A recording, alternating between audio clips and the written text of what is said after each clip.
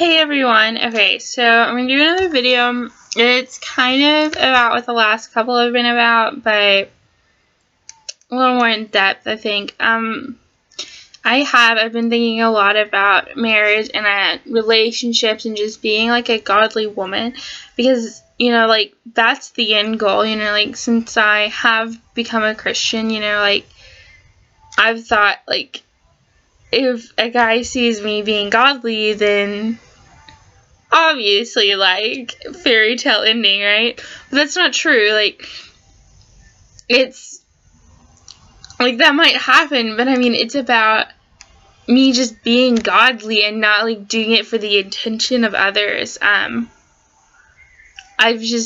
felt pressure, I guess, lately because I have friends that are engaged and are getting married and that are already married and have babies.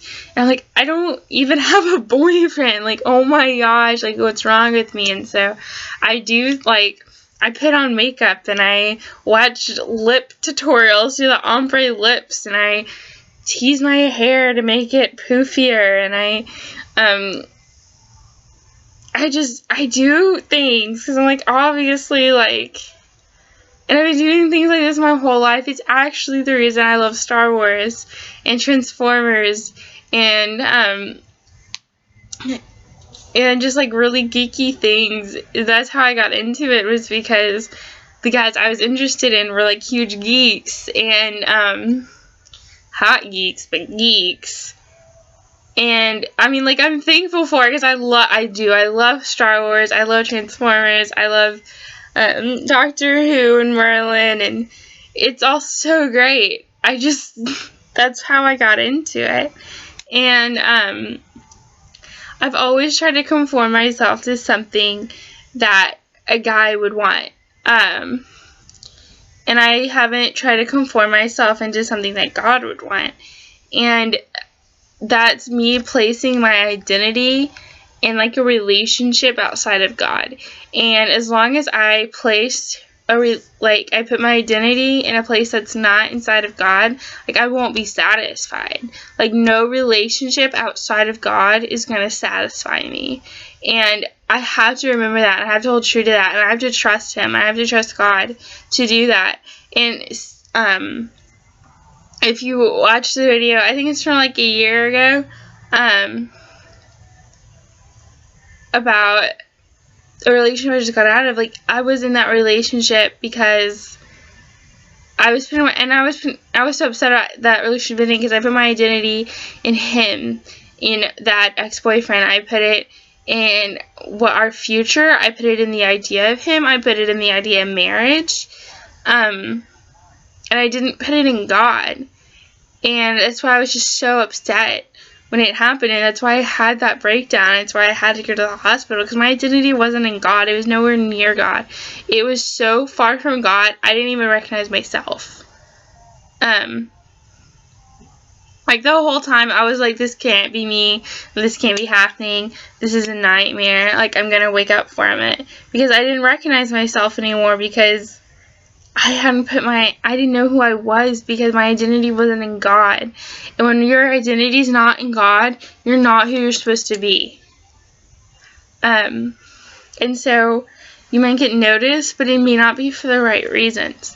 So my goal is to stop wishing that I was in a relationship and stop just obsessing about it and hoping my hair looks perfect and my eyelashes are pretty and my eyeliner and my eyelashes, and I already said that, and my eyeshadow and my lipstick and my blush and my contouring, and am I wearing the right scarf? Do my eyes pop? Like, do my earrings, like, say too much, like, am I being too modest? Am I not being am I being overly modest? Is this cardigan, like, it's just so much to think about at the end of the day. Like, if we're having like an honesty moment, like, I want to wear yoga pants and a sweatshirt. Like, that is so much more comfortable than like trying to dress for guys and for other people, like, and for girls, like, like, we dress for other girls, like, we really do. And I'm not saying Is anything wrong with that? Like, I'll be the first to tell you, I love to put on makeup. It's so much fun to, like, it's like painting your face. It's like a new canvas every day. It's an art form. And I actually don't really enjoy doing my hair, but, like, I like the end results of it. Like, I teased it a little. I forgot to put hairspray in it, but it'll kind of still stand up if I do that. And it's, like, super fun because my hair gets, like, really flat. And I love to do my nails. And I can be a super girly girl. And I love to put together outfits. And I like doing that kind of stuff. And there's nothing wrong with it. But I'm doing it for me. Like, I do it because I want to do it. Not because I want to get the attention of this particular guy. And let me tell you, there's a particular guy I want to get the attention of. But doing all that, the vanity, the outside, that's not how I'll get the attention of him if he's worth having. The way I'll get his attention is through Jesus, you know? Just being a godly woman. And I have a little list. There we go. Of verses and their attributes. I'm going to read it to you that I've kind of compiled. Okay. Submissive. It's Ephesians 5:22. And a lot of people have trouble with this because they see it as like men being like domineering and women like just doing it. They says like, no, like you do what your mother says because you love her and you want to please her. And you want to honor her. It's the same thing with your husband. Like once you're married, like he's your spiritual leader and you have to put your trust in him too. Like your identity is in God but your trust is in him and in God. And like being submissive doesn't mean he gets to tell you what to do.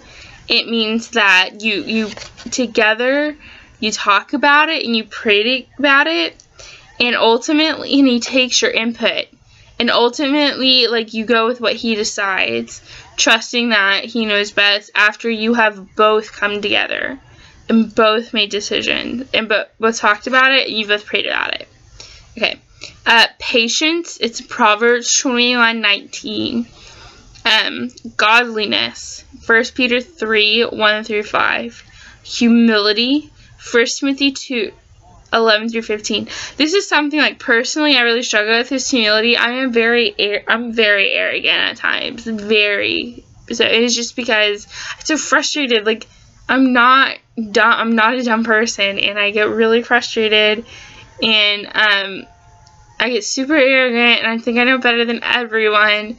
And it's something I really struggle with, and especially like I like to be in control, and I can't always have that for very obvious reasons, especially like in relationships. Like my best friend, sometimes I see her making decisions and I'm just like, I give it 3 months and she's gonna be, oh my gosh, this shouldn't be happening.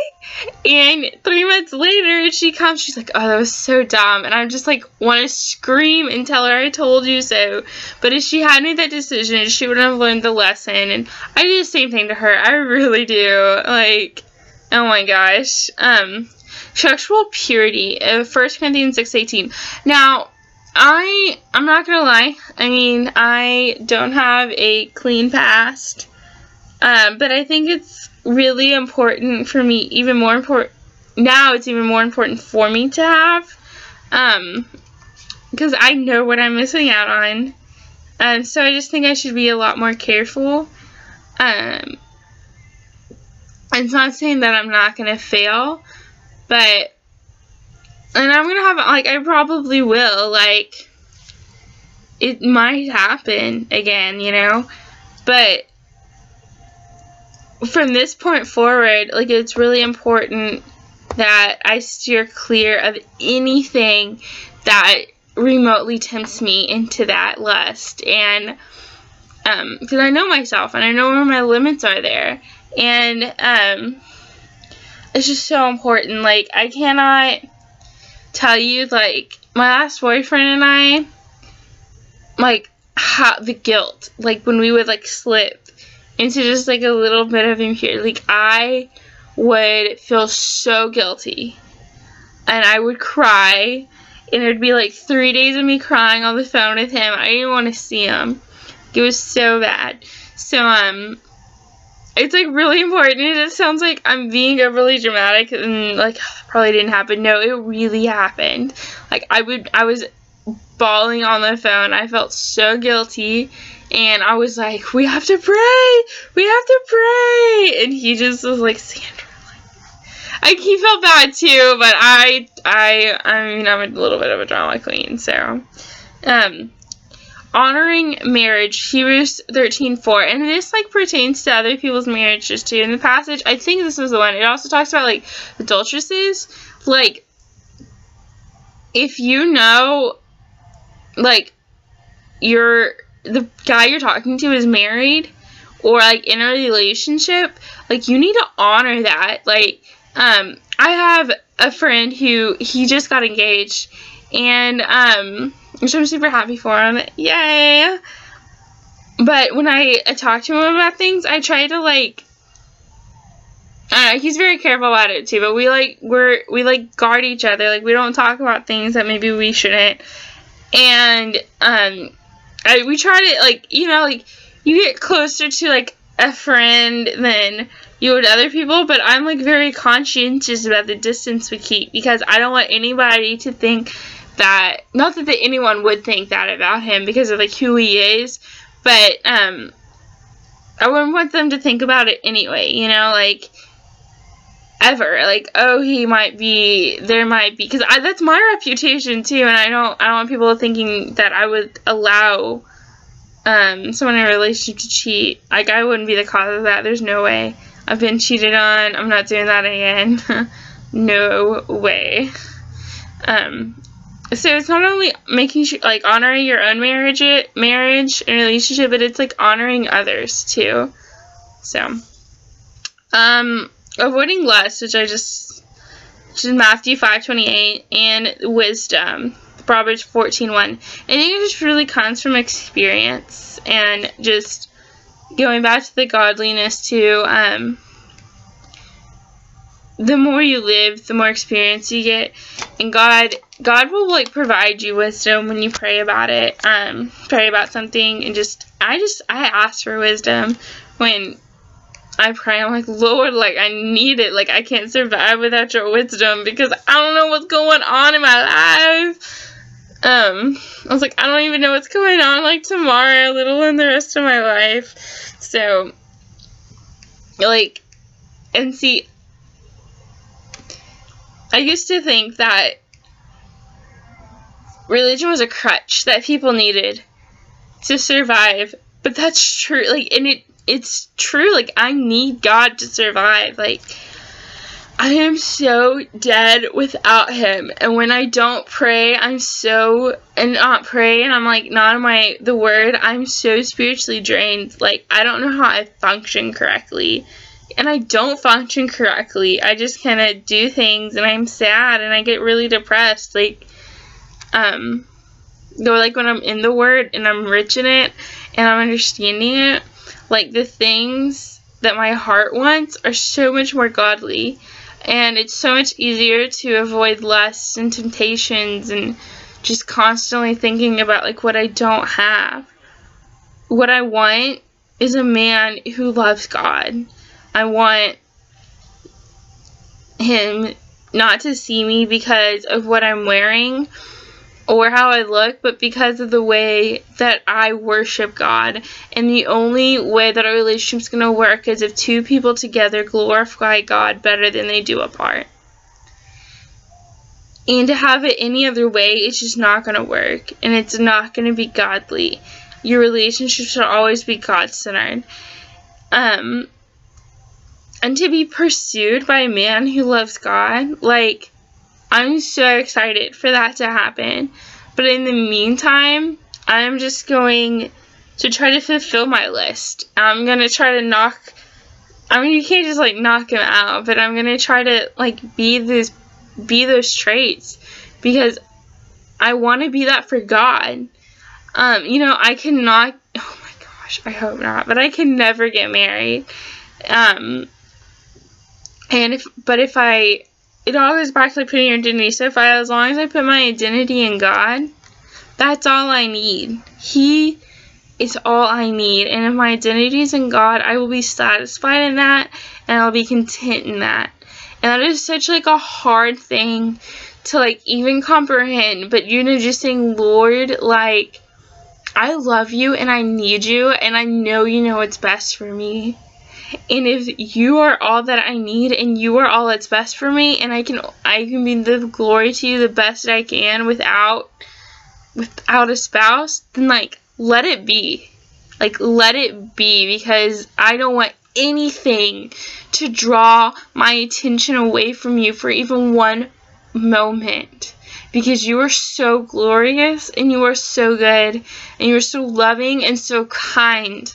And that's everything I need. You are everything I need, and I love you. And I love you, Lord. And you are all I need. Just being able to rest in that, being content in that, that is so beautiful. So, I sum everything up. Putting your identity in Christ, putting it in God, is the most important thing you can do. We don't need to worry about what we look like. We don't need to worry about our outward appearances at all. What matters is our spiritual relationship with God. Now, ladies, I know it's been really hard, especially since the feminist movement is strong with our generation. We do not pursue. We are not meant to pursue. We are meant to be pursued. And let me tell you that being pursued by a guy, it's so much better than pursuing them. Like, it's so much better. It works out so much better. Alright? You just have to trust me and trust God on that one. Alright, so it's like 1:30 a.m. and it's New Year's Day 2016, and I am super tired, and I'm wearing a yellow cardigan, and it's blending in with my walls. I don't just not have shoulders, I promise. So, have a great day. I really hope you take what I have said and cherish it. It's all real. It's all scripture based. Okay, so just Ephesians 5:22, Proverbs 21:19, 1 Peter 3:1-5, 1 Timothy 2:11-15, 1 Corinthians 6:18, Hebrews 13:4, Matthew 5:28, Proverbs 14:1, and of course Proverbs 31 are amazing references. If you have any questions, feel free to ask. Let me know. Okay, bye!